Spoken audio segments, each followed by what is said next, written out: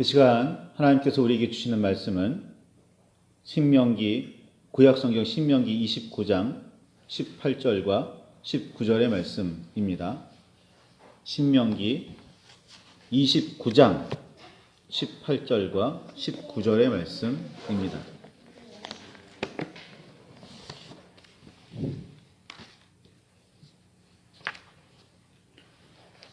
찾으셨으면 우리 함께 말씀을 봉독하시겠습니다.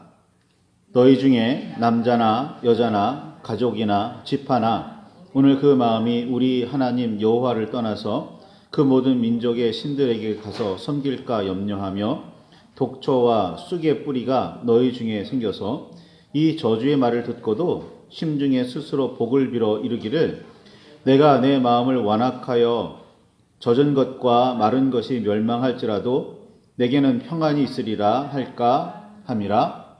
아멘. 주님 우리의 마음을 여시어 말씀을 깨닫게 하옵소서.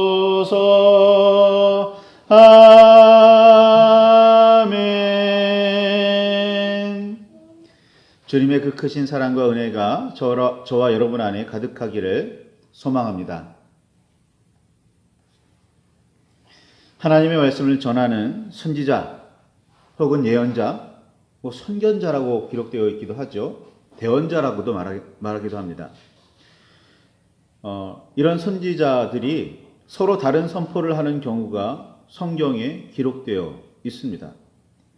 예레미야 선지자가 활동하던 시절에 하나냐라는 선지자와의 대립이 대표적입니다.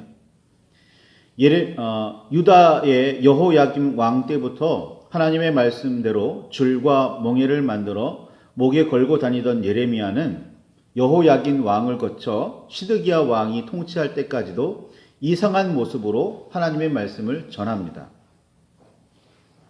하나님께서 바벨론의 느부갓네살 왕에게 모든 땅을 주셨으니 에돔, 모압, 암몬, 두로, 시돈, 이스라엘 할 것 없이 모두 바벨론을 섬겨야 한다고 그렇게 선포합니다. 남한국 유다에서 활동한 하나님의 선지자 예레미야의 선포치고는 매우 이상한 내용이었고 유다 백성들이나 이스라엘 민족들이 절대로 환영할 수 없는, 나아가 인정할 수 없는 선포였습니다. 바벨론은 명백한 이방 나라고 명백한 폭력적인 제국이라 바벨론을 하나님께서 들어 쓰신다? 바벨론에게 하나님께서 모든 땅을 주셨다? 이스라엘도 그 바벨론을 섬겨야 한다? 이건 이스라엘 사람으로서 유다 백성으로서 받아들일 수 없는 말씀이었습니다. 그래도 예레미야는 하나님의 명령과 말씀이니 줄과 멍에를 메고 다니며 오랜 기간 선포했습니다. 예레미야가 이상한 행동과 함께 받아들이기 힘든 말씀을 선포하고 다니던 그때 예레미야와는 전혀 다른 선포를 하는 선지자가 등장합니다. 그가 바로 하나냐입니다. 하나냐는 예레미야가 메고 다니던 멍에를 빼앗아 꺾으면서 바벨론 왕이 빼앗아간 성전의 모든 기구를 2년 안에 다시 찾아오게 될 것이고 바벨론을 섬기는 일은 절대로 일어나지 않으리라고 하나님의 이름으로 선포합니다. 유다의 왕과 백성은 당연히 하나냐 선지자의 선포를 환영합니다. 예레미야와 하나냐의 선포 중 누구의 말이 하나님의 뜻을 바르게 전한 선포였을까요? 사실 이런 대립은 종종 있었습니다. 소위 왕실에 소속되어 활동한 선지자들 대부분은 왕실에 유리하고 백성이 기뻐할 만한 말씀을 전하곤 했고 제야에서 활동한 선지자들은 굳이 왕실과 이스라엘 민족이 즐겁게 받아들이지 못할 말씀들이라도 가감없이 선포하곤 했습니다. 왕실 선지자들이 전적으로 잘못되었거나 제야 선지자들이 반드시 옳다는 말씀이 아닙니다. 그러나 보통 왕실 선지자들은 왕들과 백성들이 안심하고 기쁘게 받아들일 만한 예언을 하는 경우가 잦았고, 제야의 선지자들은 왕과 백성이 좋게 생각하든 나쁘게 받아들이든 상관하지 않는 경우가 많았다는 말씀입니다. 왕실 선지자들에게는 한 가지 선입견이 있었습니다. 바로 이스라엘 민족은 하나님이 택하셔서 세우신 하나님의 백성이라는 점과 다윗 왕가를 지키시겠다고 하나님께서 약속하셨다는 사실입니다. 솔로몬 왕이 예루살렘에 성전을 세워 봉헌할 때에 이런 내용의 기도를 했었고, 하나님께서 그의 간구를 들어주셨습니다. 다윗도 그렇게 기도했었습니다.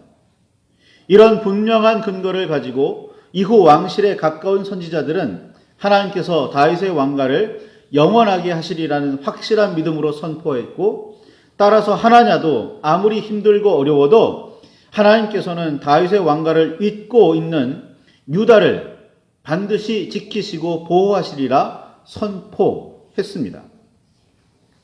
사실 다윗과 솔로몬의 기도에 응답하시는 하나님의 언약에는 조건이 있었습니다. 하나님의 법을 지켜 행하고 죄를 범하지 않으면 다윗의 나라가 영원하리라 말씀하셨지만, 만일 하나님을 떠나 죄를 범하면 사람의 매와 인생의 채찍으로 징계를 받고 가나안 땅에서 이스라엘을 끊어버리고 성전이라도 던져버리며 이스라엘을 속담과 이야기거리, 즉 조롱거리로 만드시겠다고도 분명하게 말씀하셨습니다.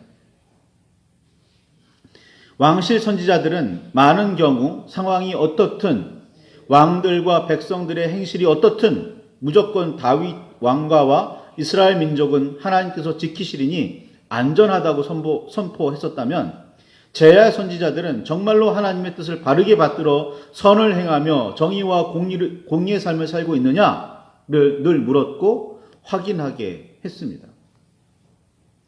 만일 그렇지 못하다면 재앙이 이를지도 모르니 진심으로 깨닫고 여호와 하나님께로 돌아가라고 말입니다. 예레미야와 하나냐뿐 아니라 미가야와 시드기야의 이야기도 유명합니다. 선한 왕으로 분류되는 유다의 여호사밧은 악하기로는 누구도 따라가지 못할 사람인 이스라엘의 아합 왕과 인척 관계를 맺을 정도로 매우 가까이 지냈습니다. 두 사람은 서로 아들과 딸을 결혼시키며 반목과 대립이 아니라 화합을 위해 노력했고, 아합이 함께 전쟁에 나가자고 제안했을 때 여호사밧은 흔쾌히 허락합니다. 승낙합니다. 성경에서 선과 악의 구분은 하나님의 뜻을 따르느냐 따르지 않느냐가 기준입니다. 여호사밧은 그래도 하나님의 뜻대로 살던 사람인지라 전쟁에 나가는 문제를 두고 선지자들을 통해 하나님의 뜻을 살피려고 했고, 아합도 여호사밧의 제안을 어쩌지 못해 당시 활동하던 미가야 선지자를 부릅니다. 그런데 미가야는 전쟁에 나가지 말라고 말하며 나가면 반드시 패하고 죽게 되리라 선포합니다. 이때 다른 선지자인 시드기야가 나타나서 아니라며 두 왕이 함께 전쟁에 나아가면 반드시 승리하리라고 선포합니다. 사실 미가야 빼고 이스라엘 나라 안에 있던 모든 선지자가 한 목소리로 승리를 예언했습니다. 그러나 미가야는 한 발도 물러서지 않고 강력하게 전쟁을 말립니다. 일대 수십 혹은 수백, 여론은 전부 다 승리적으로 기울어져 있는데 혼자서 패배를 이야기하고 있는 거예요. 그런데 이 미가야가 그래도 좀 권위가 있었는지 그 미가야 선지자의 선포 때문에 좀 한동안 논쟁이 이어집니다. 이때 미가야 선지자가 매우 의미심장한 이야기 하나를 전합니다. 미가야가 전한 의미심장한 이야기는 그가 본 환상이었습니다. 그 환상에서 미가야는 하나님께서 주관하시는 하늘의 궁정을 봅니다. 하나님께서는 그렇게도 악했던 아합을 전쟁터로 나가게 해서 죽이려 하신다며 누가 나서서 아합을 유인하겠냐고 물으셨고, 이때 한 영이 나와서 자신이 아합을 거짓말로 유혹해서 꿰어내겠다고 말하고 하나님의 허락을 받았다는 내용입니다. 그러니 시드기야 편에 섰던 선지자들 역시 하나님께서 보내신 영이 계시하신 대로 선포하고는 있지만 그 선포의 내용은 하나님의 뜻에 따라 참이 아닌 거짓이라는 주장이었습니다. 미가야의 선포가 한낱 주장이 된 이유는 그 누구도 받아들이지 않았기 때문입니다. 시드기야는 미가야의 뺨을 때리며 여호와의 영이 나를 떠나 어디로 가서 내게 말씀하시더냐? 라고 미가야를 옥에 가두어 버립니다. 시드기야가 하나님의 영을 통해 말씀을 받지 않은 게 아닙니다. 그는 하나님의 영을 통해 분명히 계시를 받았습니다. 문제는 그 영이 아합을 징벌하시려는 하나님의 뜻에 따라 거짓을 계시했다는 사실입니다. 예레미야와 하나냐 그리고 미가야와 시드기야 이 두 이야기에서 우리는 매우 중요한 사실 하나를 깨달아야 합니다. 성경을 보려면 분명히 보아서 하나님의 뜻을 바르고 온전하게 깨달아야 한다는 사실입니다.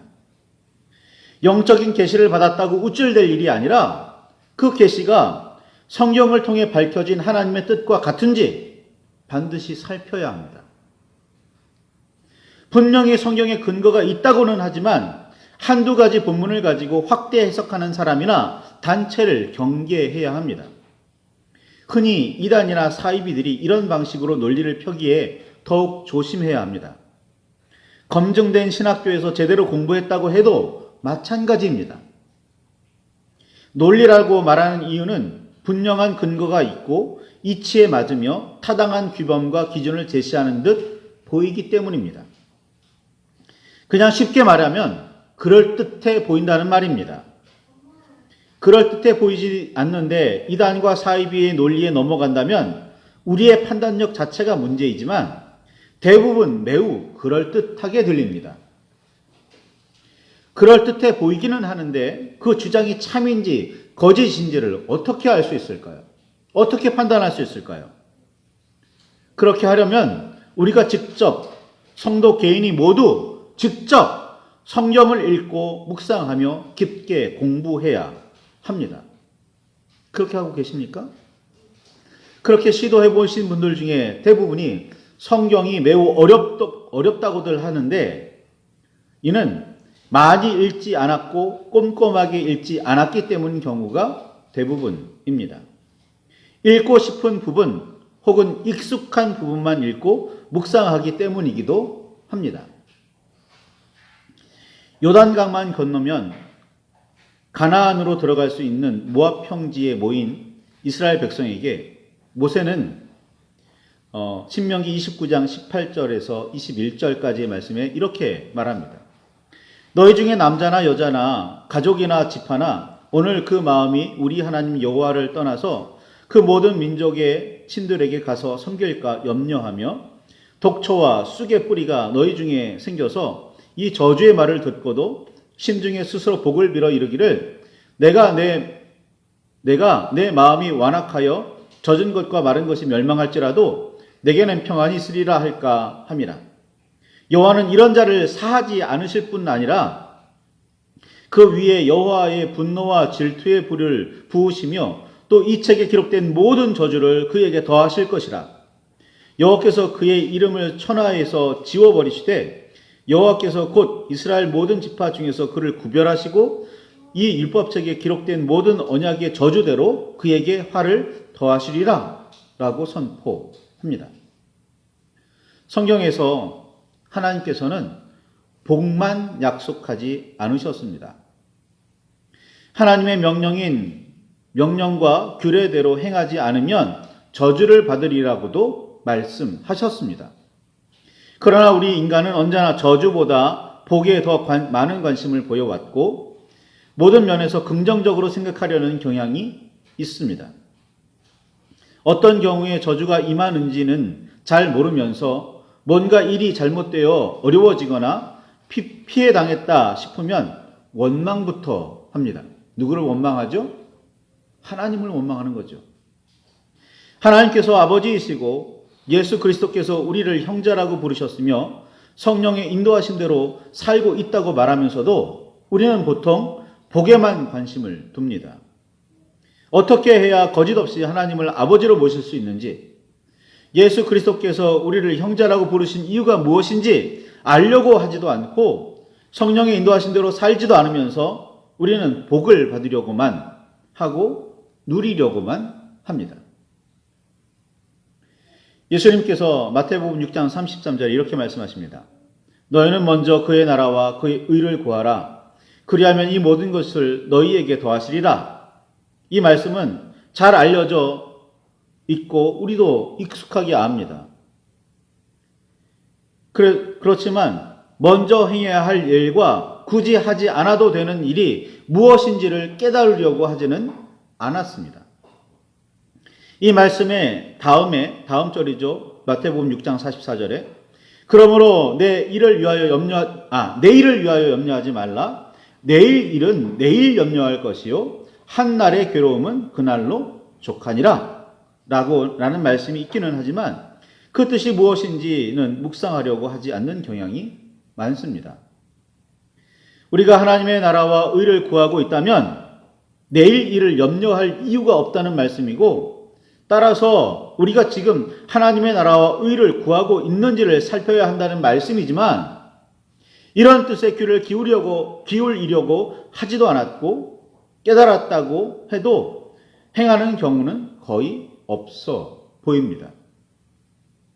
예수님께서 당시 종교적으로 대단한 존경의 대상이었던 유대의 제사장들, 서기관들, 바리새인들, 사두개인들을 그렇게도 험한 말로 비난하시며 비판하셨지만 그 비판의 이유가 무엇인지 잘 알지 못하는 경우가 많습니다. 알더라도 자기 자신과는 아무런 상관이 없다고 생각합니다. 그저 이 땅에서 먹을 것, 입을 것, 마실 것에 눈과 마음을 빼앗기고 있으면서도 당연하다고, 그렇지 않은 사람이 어디 있느냐고 변명하기에 바쁩니다. 하나님께서 원하시는 바와 이루려고 하시는 바가 무엇인지는 알지 못합니다. 아니, 어쩌면 알려고 하지 않는지도 모릅니다. 그런 일이 부담스럽기도 하고 하나님의 뜻을 곧이곧대로 받들며 살았다가는 삶이 힘들고 어려울 수도 있다고 생각하기 때문입니다. 모세는 오히려 저주의 말에 귀를 기울이라고 말하고 있습니다. 독초와 쑥의 뿌리를 아직 모두 없어지 못했는데도, 아니 다시 그 독초와 쑥의 뿌리가 생겨나고 있는데도 스스로 복을 빌기에 바쁘게 되리라 경고합니다. 심지어 젖었든 말랐든 상관없이 모두 멸망하게 되리라는 저주의 말을 듣고도 마음으로는 괜찮아. 우리에게는 하나님이 계시잖아. 우리의 하나님이 되시겠다고 말씀하셨고 우리를 구원하시겠다고 약속하셨어. 그러니 걱정하지 마. 주님께서 무한한 평안을 반드시 베풀어 주실 거야 라고 스스로 안심시키게 되리라는 말입니다.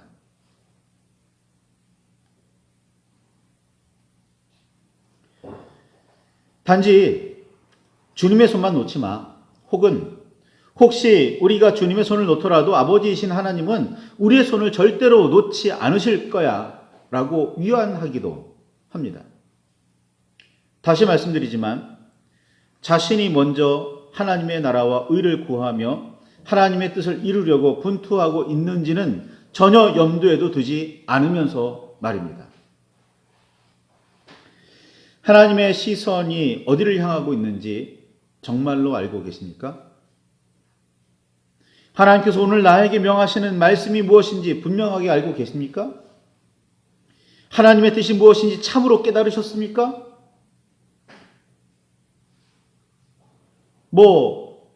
계시를 받아도 좋고 하나님을 환상으로 보아도 좋습니다.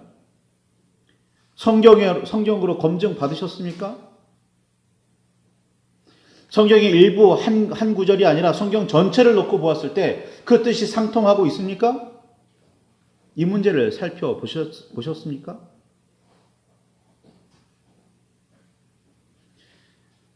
한 사람, 목회자에게만 의지하지 말고 스스로 성경을 공부하시기 바랍니다. 하나님의 말씀을 살펴보시길 바랍니다. 저 사람이 정말 한 구절만 가지고 확대 해석하고 있는 것이 아니면 성경 전체를 놓고서 그 맥을 꿰뚫고 하나님의 뜻을 올바르게 깨달았는지 말입니다. 그렇지 않으면 이레미야 때의 하나냐처럼 미가야 때의 시드기야처럼 서로 논쟁이 벌어지고 서로 똑같이 하나님의 말씀이라고 선포하고 있을 때 분별하지 못하게 됩니다. 누구에게 분별할 수 있는 권한을 맡기시겠습니까? 내가 믿을 만한 목회자? 그 믿을 만한 목회자는 정말 믿을 만합니까? 아니, 하나님의 말씀 밖에는, 하나님 밖에는 믿을 수 있는 만한 게 없습니다. 분명히 아시기를 바랍니다. 하나님의 말씀이, 하나님의 뜻이 정말 무엇인지, 그 뜻대로 우리가 지금 살고 있는지, 그런데도 불구하고 오늘 이 세상이 이렇게 고통스러운지, 그렇다면 하나님의 뜻은 어디 있는지 분명히 살펴 아시기를 바랍니다. 말씀을 붙들고 각자 묵상과 기도를 하실 때 주님의 뜻이, 주님의 말씀이 더욱 선명하게 다가오시기를 바랍니다.